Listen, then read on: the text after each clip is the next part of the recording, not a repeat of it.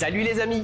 Aujourd'hui dans C'est pas compliqué, on entre dans le monde merveilleux de la biométhanisation. Waouh, waouh, waouh, waouh, waouh! La biométhanisation, c'est le traitement des déchets que nous collectons dans nos conteneurs verts. Mais que peut-on y mettre dans ces fameux conteneurs verts? Nous vous avons posé la question dans la rue. Des choses de poulet, de la verdure, c'est ça qu'on doit mettre. Bien joué. Mais tout ce qui est déchets ménagers. Mais perdu. Les plastiques, peut-être, les plastiques jetables. Raté. Dans les conteneurs verts, on collecte les déchets organiques. Cela comprend les résidus alimentaires, en gros les restes de repas ou les déchets de la cuisine, y compris les filtres à café et les sachets de thé, par exemple. On peut aussi collecter les résidus de jardinage et enfin d'autres déchets organiques auxquels on s'attend un petit peu moins, comme les sacs en papier, les essuie-tout ou les cartons de pizza souillés. Bien, bien. Mais à votre avis, que deviennent-ils ces déchets organiques? Mon petit doigt me dit que vous n'avez pas tous la bonne réponse. Il les recycle. Ils les recyclent et puis ils font de nouvelles choses avec. Pas loin. Bah, ça sert de compost le plus souvent. Bonne réponse. Là, je sais pas dire. Raté. Les déchets organiques vont être valorisés en biogaz, constitué en majorité de méthane. Ce gaz sera principalement utilisé en combustion directe en chaudière et production de chaleur, en production d'électricité. Très instructif tout ça. Si j'ai bien compris, nos déchets sont envoyés dans une usine de biométhanisation. Mais comment ça marche, une usine de biométhanisation? Ouh là là, pour te répondre mon Jamou, il convient de définir ce qu'est la biométhanisation. La biométhanisation, aussi appelée fermentation méthanique, consiste à transformer de la matière organique, vos déchets alimentaires par exemple, en gaz. Cette transformation s'opère par le biais d'un ensemble de micro-organismes lorsqu'ils sont privés d'oxygène.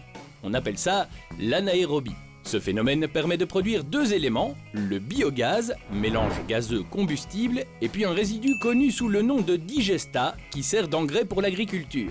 Chaque année, l'usine de biométhanisation de Herstal traite environ 40 000 tonnes de déchets organiques. Sa fonction est donc de transformer ces déchets organiques à la fois en compost pour les terres agricoles, mais aussi en électricité et en chaleur.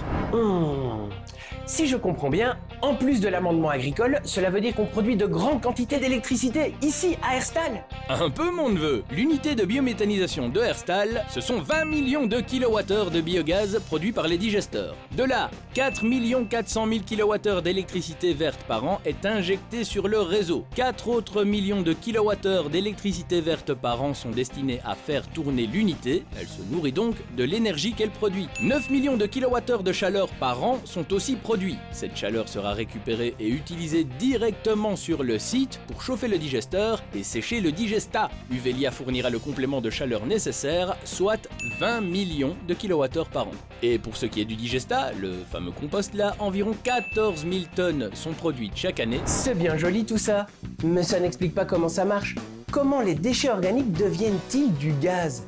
Tu es décidément un petit curieux, mon Jamou. En fait, il existe plusieurs phases dans le processus. D'abord, il y a la préparation. Un tri sélectif est opéré, il commence dans la zone de déchargement des déchets organiques. Les déchets sont alors pris en charge pour être amenés vers le crible, dans lequel ils sont triés. Une trémie tampon permet ensuite de conserver les déchets organiques calibrés. Commence alors la digestion.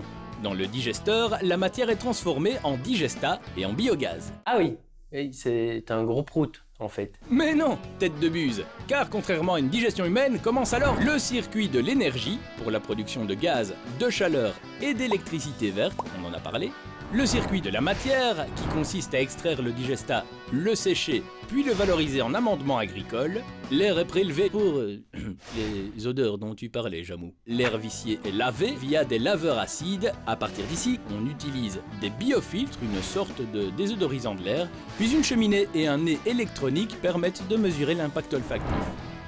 Waouh! À la sortie, tout est réutilisé et valorisé. Mais oui, comme disait Antoine Lavoisier, rien ne se perd, rien ne se crée, tout se transforme, mon Jamou. Quand on sait que plus de 34 kilos de déchets organiques sont récoltés par habitant chaque année, c'est plutôt rassurant. Ok, coupé, on va la refaire. Hein. Si c'est possible que tu parles avec une voix normale, c'est mieux. Parler normalement? Mais je parle normalement là, je parle toujours comme ça.